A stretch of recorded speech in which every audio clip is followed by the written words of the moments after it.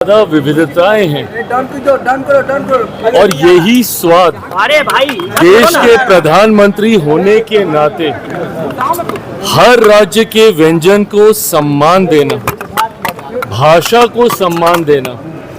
आप तो सिर्फ नेता प्रतिपक्ष बिहार के जो हैं वो सिर्फ व्यंजन की बात कर रहे हैं, पर मेरे प्रधानमंत्री जिस राज्य में जाते हैं उस राज्य की भाषा, उस राज्य की बोली तक को सम्मान देने का कार्य करते हैं। और यही एक प्रधानमंत्री देश के नेतृत्वकर्ता की सोच होनी चाहिए। बट जो लोग हमारे देश को जाति में, हमारे देश को भाषा में, हमारे देश को धर्म के नाम पर बांटने की सोच रखते हो, उनको कतई ये समझ में नहीं आएगा कि अलग अलग राज्यों के स्वाद को चखना, उस राज्य को सम्मान देना, उस वहाँ की भाषा को, वहाँ की पहन भूषा को, इन तमाम चीज़ों को अपनाकर प्रधानमंत्री जी देश के हर एक राज्य को एकता में जोड़ने का कार्य करते हैं। बट जो MY समीकरण बनाकर हमारे देश को तोड़ने की सोच रखते हो जातीयता और सांप्रदायिकता में, वो लोग इस बात को कतई नहीं समझेंगे। बहरहाल इन तमाम चीज़ों के परिणाम अब बहुत दूर नहीं है। 4 तारीख को परिणाम सामने आएंगे और एक ऐतिहासिक जीत के साथ इस बार NDA बंगाल में भी सरकार बनाने जा रही है और साथ ही में बाकी के जितने भी राज्य हैं, 5 के 5 राज्यों में 4 मई को भारतीय जनता पार्टी के नेतृत्व वाली NDA की सरकार बनने जा रही है।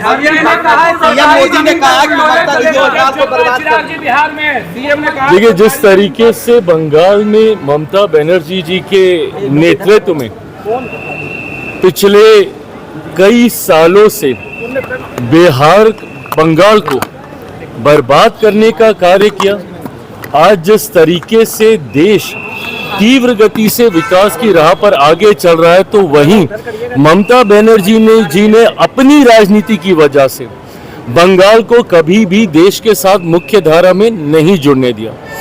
आज बंगाल के लोग भी देख रहे हैं कि किस तरीके से डबल इंजन की सरकार का लाभ देश के कई राज्यों को मिल रहा है।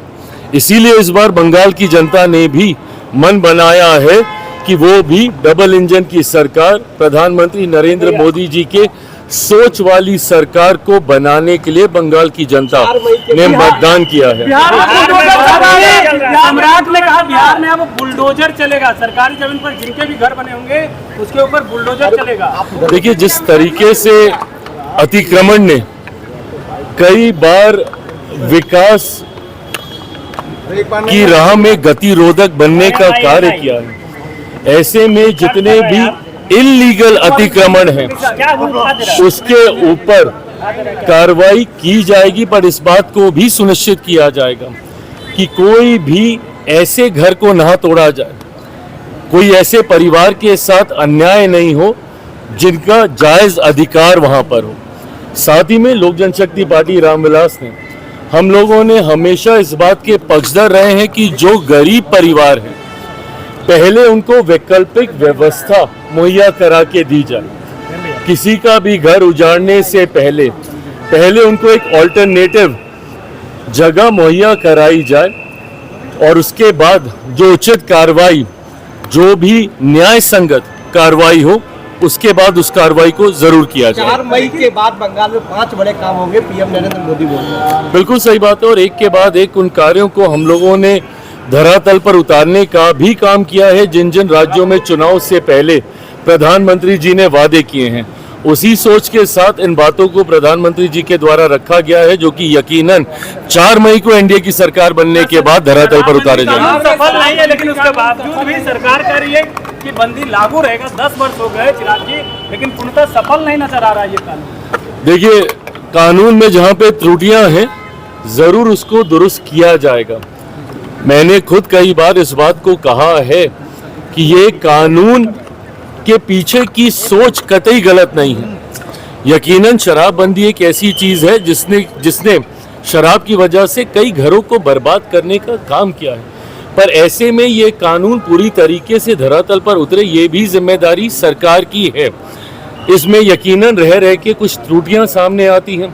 जहरीली शराब के निर्माण जैसे कार्य हम लोग को बिहार के अलग अलग क्षेत्रों में देखने को मिलते हैं। सीमावर्ती इलाकों में जिस तरीके से आयात होता है वो हमारे लिए कई बार चिंता का विषय बनता है। तो जो त्रुटियां हैं उसको ज़रूर दुरुस्त किया जाएगा, ये भी मैं विश्वास रखता हूं, क्योंकि सरकार के जिम्मे ये एक बड़ी